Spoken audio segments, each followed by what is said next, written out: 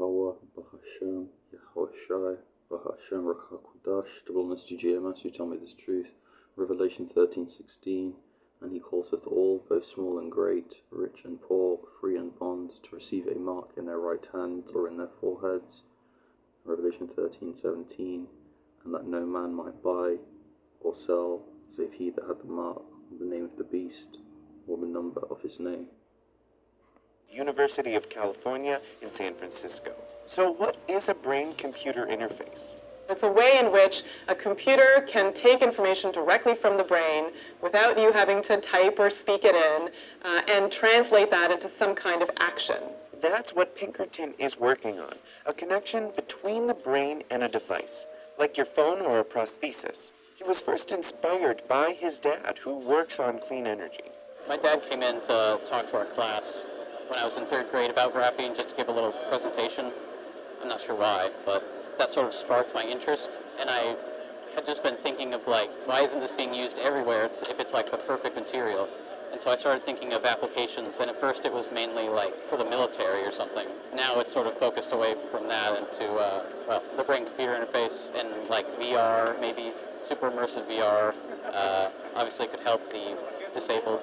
Pinkerton is the co-founder and CEO of Brain Interface. For the past few years, he has been spending his holiday breaks and the occasional weekend in his dad's lab, working on his graphene brain-computer interface. I was just at my dad's office after school, and we used a program called MathCAD just to type in a bunch of numbers to fit the characteristics of graphene for a brain interface. And at first, it wasn't working. And so we just kept tweaking and tweaking and tweaking until it finally was able to get to the low magnetic fields of human thought. Graphene is an almost impossibly thin layer of carbon, only a single atom thick. We've finished 2 prototypes that haven't utilized graphene. It's just mylar, which is basically just saran wrap. The first prototype can reach 10 to the minus 3 Tesla, second prototype 10 to the minus 6, so really nowhere near.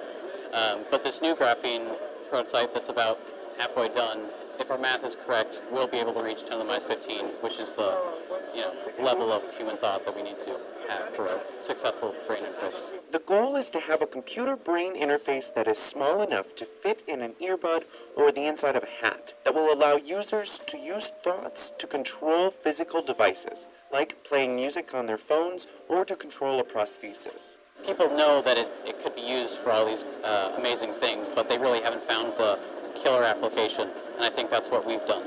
His goal is to keep the cost down so the technology can be available to anyone. So right now, a lot of brain interface technology is super cumbersome, inefficient, or expensive.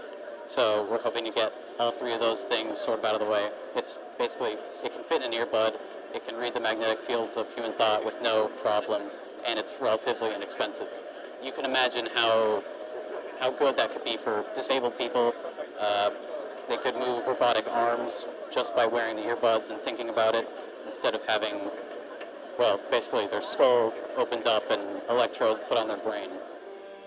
Elon Musk's version of this technology might be one of those skull-opening options.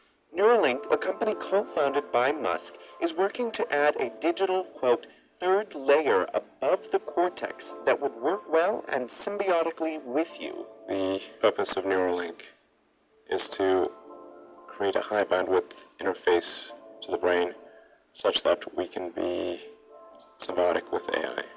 The Neuralink website has been little more than a list of job applications for a while, and an update has been teased as, quote, coming soon for months. But this technology would supposedly require invasive surgery. What it seems that they've done is they've taken rats and they've implanted this kind of grid of electrodes, but they've done it using a technique that they call like a sewing machine, which seems to like put these electrodes in really, really quickly, because you have to be really specific when you plant these electrodes. But ultimately what it seems to be for is a way of sort of linking brain activity in these rats to some kind of a computer and possibly to each other. And the envelope keeps getting pushed further. A recent breakthrough at the University of California in San Francisco showed how researchers can read the brain's signals to the larynx, jaw, lips, and tongue, and translate them through a computer to synthesize speech. The proof that you are seeing is available in rules. And in 2018, MIT revealed their alter ego device, which measures neuromuscular signals in the jaw to allow humans to converse in natural language with machines simply by articulating words internally. But how can you recognize certain brainwaves? How can you filter out the play music command over the constant noise of thoughts and brainwaves? So when someone says they have a tool measuring brain waves, the first thing I want to ask is, how do you know they're actually brain waves, as opposed to just some electrical changes that happen from the head and neck? Like, for example, from the cranial nerves, the nerves that innervate the head and neck and help you blink or, feel your face. Because the signals from deep inside the brain are harder to get at. See, in the examples from the University of California in San Francisco and MIT, both studies focused on computers working out a person's intentions by matching brain signals to physical movements that would usually activate in a person's focal tract or jaw. They're using signals that would usually trigger muscles to simulate what the body would do. The deep internal thoughts and processes within our brain are still quite elusive. Let's say that we're trying to create a device that allows us to play music from our Sonos or some speaker system in our house, right?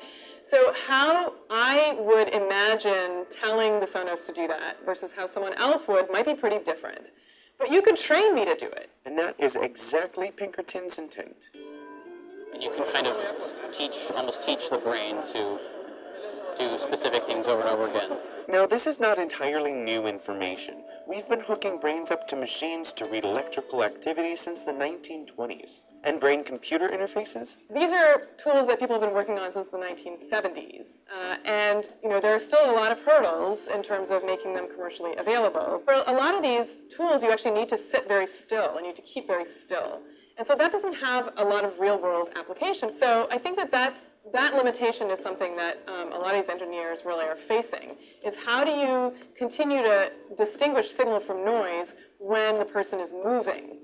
That's a major problem. But I feel like in the last 10 years, there's been a lot more interest in terms of commercial companies trying to create a product that allows this to happen. So, the example is virtual reality. I think that is a pretty clear way in which a BCI might be helpful. Brain Interface said it has been approached by several technology and investment companies, but plans to finish its prototype later this year before seeking those opportunities.